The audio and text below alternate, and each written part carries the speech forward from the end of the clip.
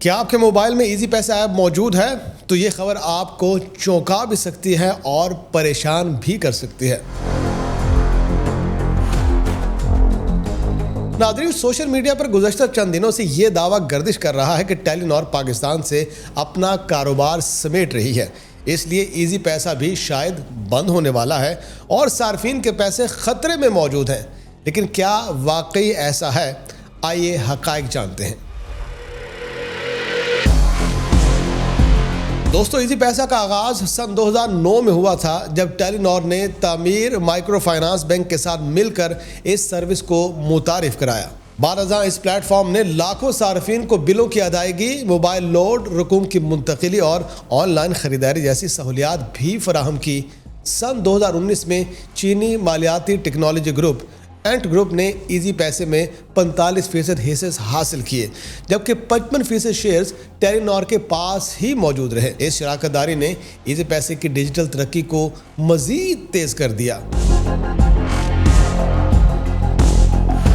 لیکن اب سوال یہ ہے کہ اگر ٹیلی نار پاکستان سے اپنے آپریشن فروخت کرنے کا فیصلہ کرتی ہے تو کیا ایزی پیسہ بند ہو جائے گا؟ ماہرین کے مطابق ایسا بالکل بھی ضروری نہیں ہے۔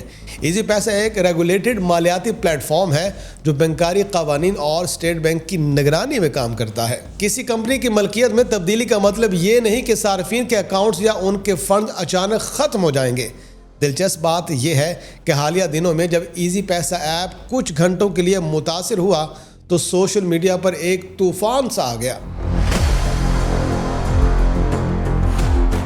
کئی صارفین نے دعویٰ کیا کہ ان کے اکاؤنٹس بند ہو گئے ہیں اور ان کے پیسے بھی پھنس چکے ہیں، تاہم بعد میں کمپنی کی جانب سے وضاحت جاری کی گئی کہ یہ ایک عارضی تکنیکی خرابی تھی جسے حل کر دیا گیا ہے اور لوگوں کی پریشانی ختم ہو چکی ہے۔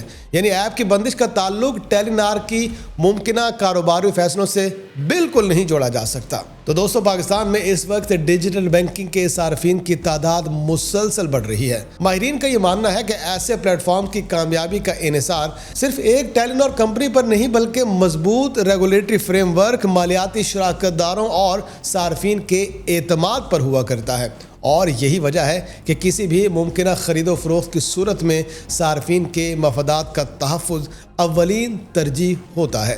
لہٰذا اگر آپ ایزی پیسہ استعمال کرتے ہیں تو گھبرانے کے بجائے مستند معلومات پر اعتماد کیجیے۔ سوشل میڈیا پوسٹ یا غیر مصدقہ خبروں کی بنیاد پر اپنے اکاؤنٹس خالی کرنے یا مالی فیصلے کرنے سے گریز کیجیے۔ حقیقت یہ ہے کہ اس وقت ایسی کوئی باضابطہ اطلاع موجود نہیں ہے جس میں صارفین کو اپنے پیسے نکالنے کی ہدایت دی گئی ہو۔ اور دوستو، یہ بھی یاد رکھیں کہ ڈیجیٹل دنیا میں افواہیں سیکنڈز میں پھیلتی ہیں، لیکن حقیقت ہمیشہ اعداد و شمار اور مستند معلومات سے ہی ثابت ہوتی ہے۔ لہٰذا مستند معلومات پر یقین کیجیے اور افواہوں سے دور رہیے۔